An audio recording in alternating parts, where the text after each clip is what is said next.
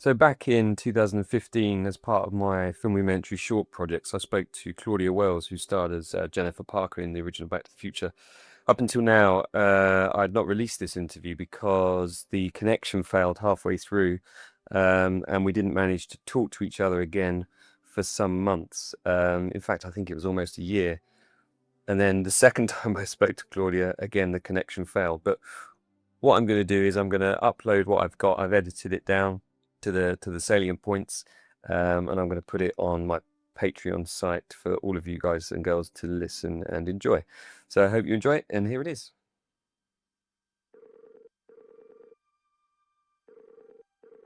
Hello? Hello, how you doing? Hi. Oh, wow, it worked. It actually works. Let me see. Give me 1 second because I'm just okay. All right, I'm okay. Sorry, because I'm at my store. There's always many things going on at the same time. How are you? I'm good. How are you doing? I'm well. So is the sound okay? Would it be better if I go into my car so there's no traffic? Yeah, that might be cool. Yeah. Okay, let me go to my car because I probably have to move it anyway. It's parked right around the corner. Do you want to call me back, or do you want me to let you know, or do you want to just Hang on the line, that's fine. Yeah, no problem. you stay on the line? Yeah, you'll still have a internet connection there, will you? Oh yeah, Okay, absolutely. great. Okay. All right, I'm going to the car to do this call, so it's better in chill. So je pense ça. Yeah, gonna hold it up and maybe. Let me hang it over there that we can see the real king. And that way welcome to my life, huh? Sounds very busy. Today's a Back to the Future Armani Wells Day. I did an interview this morning Oh, really? that was filmed. I'm still wearing my clock tower shirt. Oh, wow. Yeah. Who was that with? It was a French documentary maker. Mm-hmm. Another Back to the Future documentary. Huh. So, and I did a different one a week or two ago, and I'm doing another interview that's filmed at my store tomorrow for a different Back to the Future documentary. So you're Crazy, right? crazy. And it's amazing, isn't it? To think after these years, people have Yeah. still got so much interest in it. I knew 2015 was going to be something special. Okay. All right. There. How's that? That sounds great, It was a great idea. Should we jump straight into some questions? Yeah, let's do it. Okay. So can you tell me about the circumstances around being cast for Back to the Future? I had auditioned and I'd screen tested for Gremlins, Goonies, and Young Sherlock Holmes. And it got down to me and one or two other girls, and I didn't get any of those roles, and they were all Amblin projects. So then I got a call that I was to go back to Amblin for another audition, and I thought, oh lordy, because I already just didn't get three major roles. So I walked into this audition and I just said, hey, it's me again. And in the room was Steven Spielberg and Bob Zemeckis and Bob Gale and Neil Canton and just Fenton Feinberg, just all of the powers that be for Back to the Future. And I had the most wonderful, fun audition. I was in there for about 2 hours, and that was it. That was my whole audition process. I got the part. Wow, that's amazing. I didn't realize that you'd been up for those other films as well. I mean, oh, it's so funny. If you could almost name an 80s film, and I screen tested for it. Particularly those three, though, because they were, the sort of films I grew up watching endlessly on VHS with my sister. Right, but no, I screen tested for Adventures in Babysitting. That was down to Phoebe Cates and me and Elizabeth Shue got it. I screen tested for Lucas. I mean, there's so many movies that ended up being big movies. It was just, but I was meant to do Back to the Future, and that I'm so grateful for that. It certainly seems that way, doesn't it? I mean, it does. The film is full of so much energy. I watch it now with my kids. I've got three daughters. One, which I mentioned to you, is very young, 5 months old, and the other two are 9 and 6, and they're kind of getting into the films that I watched when I was growing up. And Back to the Future is one of those films that's full of so much energy. Did you feel that on the set as well? Because I always get the impression that Zemeckis was very passionate about his work, and also Michael J. Fox as well. How did it feel to be a part of something like that? It was a very calm, wonderful set. Robert Zemeckis is a very specific director. He has such a vision and knows exactly what he wants. And Michael is very lighthearted and fun. And, we just did our job and then waited in between, you know, sets being, put up or lighting being done. It was just yeah, it was a lively, in a calm, fun, easygoing way set. There was no stress or tension that I experienced at all. Oh, that's nice. So, I mean, like most films that have ended up being these big franchises that have gone on for, a number of years and lived beyond that. I mean, I'm sure you had no idea at the time it was going to become this popular, even if it was a Spielberg connected production with, Zemeckis helming it. I mean, was there a sense No, at all?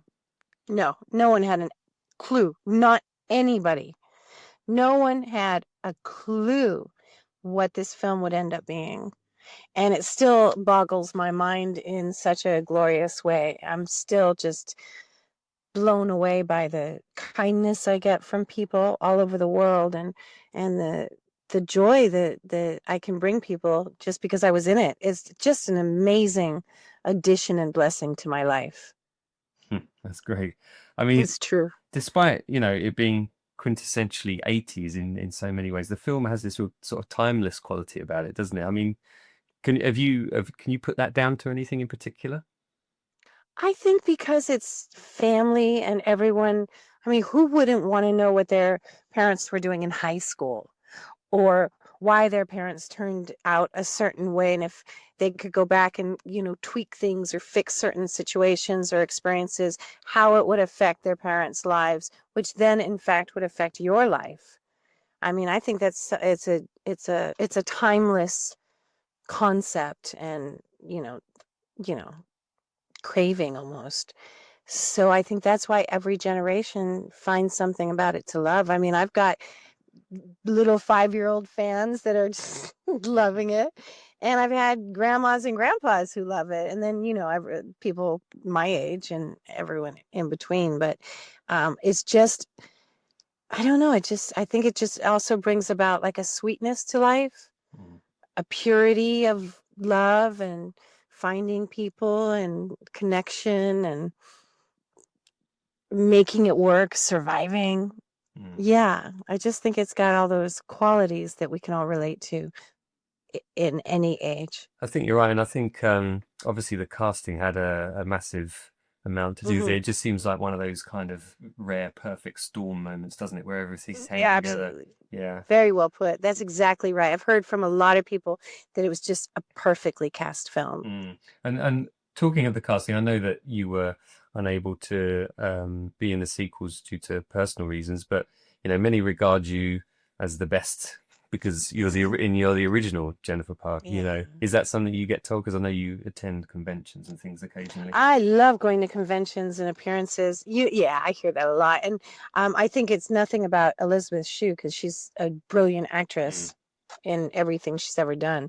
I think you're right. It's just that I was the first Jennifer, and I'm just, I'm humbled by it Mm. because people are just so wonderful, and I just feel like I'm Jennifer. I think, as well, you kind of bookend the film, don't you? Because you're in the start and you're also in the finale of it as well. So it really draws everything together, and there's a sort of grounding aspect to your performance because, Marty's gone off and had this big adventure and comes back to his real life, and that's what he craves after all. It's great, Oh, great scene in the it's end. beautiful. And I know that some actors use their celebrity status for good, and you have some causes, don't you? Oh yeah, definitely. I'm on the board and treasurer of Kids in the Spotlight, which you can find it by going online, kidsinthespotlight.org. We bring a 10-week program to foster children's group homes, and we teach them how to. And that's where we lost the connection. It was a matter of almost a year, I think, before we spoke again, and then we had problems again. But here's the second part when I managed to get back in contact with the lovely Claudia. So in your car again. Yes, can you tell? Yeah, that's It's what, easier. yeah, that makes sense. Can you believe it was March that we first talked? No, it's ridiculous. March, April, May, June. That's This crazy. year has flown by, hasn't it? It's amazing. I can't get over how time flies. Well, you've been having a busy time. Oh, it's been so busy, and it's just going to get busier. I'm in LA until I leave for Australia on Sunday, and then I'm booked every single day between then and November 28th. Wow. I've just seen the list of a lot of the Back to the Future events that are on and stuff as well. So there's plenty going on, isn't there? All over the world, there's like different huge events. Great. And you came to London, didn't you? I was in London and did the London Film and Comic Con, and it was fantastic. One of the best experiences of my life. Great. I saw the pictures with Christopher and Michael and everybody there. Looked great. It was amazing. So much media there. That was the biggest reunion any of us have ever had together. Cool. No, it was nice to see you all together as well, you know. Yeah, it was just as nice for us as it was new, just having us all together. Cool. Well, listen, we got cut off when we spoke in March before. You were just in the middle of telling me about your charity work, about Kids in the Spotlight. Isn't that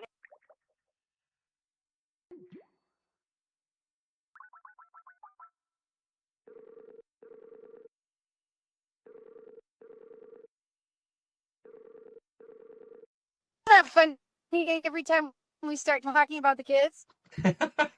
It gets cut off. Can you hear me? I can, yes. Hello? Hello, can you hear me? Uh-oh. I can hear you. There Ah. you are. The line keeps going bad. How's the sound? Yeah, that sounds good to me. Are you there? I am, yeah. Jamie? Oh, good, okay. So should I just answer the question? Yeah, go ahead. I'm having a hard time hearing you. Are you there? Oh, okay. So I've been on the board of directors of Kids in the Spotlight since its inception 7 years ago. And we are a charity that helps foster youth and also underserved youth. So we actually go to foster care facilities and spend 10 weeks, twice, 2 or 3 times a week, teaching them how to act, how to work as a team, that they were born and meant for great, beautiful gala for them, where we screen their films, we provide clothing for them to get dressed up, provide a coach to pick them up at their different facilities and bring them to, this year it's going to be at Fox Studios. And we do a big event with celebrities, and this year it's November 7th. And we screen their films and give them awards, and it's just an amazing process. And that's what we do all around Los Angeles at the different foster kids facilities. Oh, that's great. That sounds like really worthwhile work, rewarding work as well. So rewarding because it literally changes lives. And the thing is, it gives these kids avenues of future income that they wouldn't necessarily think of, where to be, an actor or a crew member or lighting or craft services or makeup and hair. It just opens up the world, and most especially gives them something that they can feel proud of themselves and feel worthy, because they're the forgotten ones. Yeah, that's great. That's really And they nice. did nothing wrong to end up where they are. They end Yeah. up in these facilities because of family issues. They're innocent Yeah. and yet kind of forgotten. Mm. Well, it's good there's So people we around try like to change yourself, that. you know? And the website is kidsinthespotlight.org or KITS.org. Huh? What did you say? I said it's great there's people like you around to do those things. Yeah. Oh, that's so nice of you. Thank you. It means the world to me. But I do that anyway, in terms of I like helping people, and especially underserved people, homeless people, anyone that, got a bad turn in life. Mm-hmm. I like helping them, Yeah. because I've had obviously I've had blessings, huge blessings, magnificent blessings, but I've also had some really, really difficult turns in my life, and other people helped me. Yes. Yeah. Yeah. It all comes around, doesn't it? I think. Mhm. Cool. Well, listen, I think that's all we needed to talk about. I just wanted to make sure that you had the chance to talk about your charity thing before I That's put the edit together. So, wonderful. Thank you. Thanks, Jamie. And Jamie, did we talk plenty about my ClaudiaWells.com site? Because that's the site where I sell things from worldwide. yeah, go That's ahead. the site that I update. Okay, so ClaudiaWells.com is my fan page, my site, and it's the only place that people can get autographed personalized pictures and my clock tower shirts, my clock tower flyers that I sign the back of, Oh, I've lost you there for a moment. just like I did in the movie. So if someone can't make it to a show or appearance I'm at, they can go there, and I ship all over the world. And it's updated every single week with brand new Back to the Future information, as well as all of my events and appearances. And then my store website is armaniwells.com. Great. Thanks so much, Claudia. Thank you so much. It's amazing how busy we are. It's a blessing. I'm so happy we finally got this down. And I'm sorry for all the changes yesterday. No problem at all. All right, Okay, my dear. I'll leave you to it. Take care.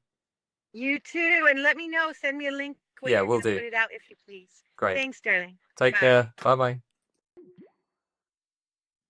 So as you heard, it didn't exactly go according to plan. I kind of gave up a little bit there at the end because we spent several days kind of arranging things and had to change things. Both of us had to change the date and the time several times. So very nice to talk to Claudia, though. She's a very nice person. If you get to meet her at a convention, I'm sure she'd be willing to sign any of your stuff. And, I think it's great that somebody that, like her, that uses her little bit of celebrity there to make the most out of it for other people as well. It's a cool thing. And I just wanted to make sure, really, that she had a chance to talk about that at the end. Probably my least successful project to date. They don't always go according to plan. But a nice little experience nonetheless, and I hope you enjoyed listening. Look out for more coming from filmmomentaries.com soon, and follow me and support me if you can on Patreon. That would be much appreciated. Thanks very much.